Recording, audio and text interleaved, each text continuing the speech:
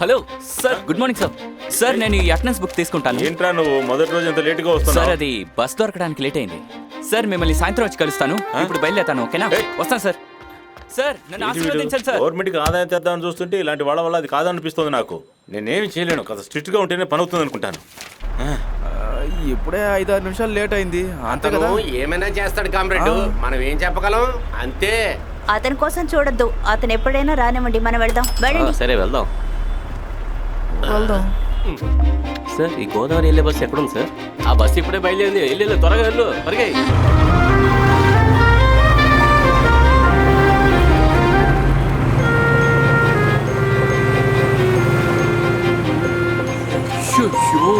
Godavari sir, వస్తున్నాను.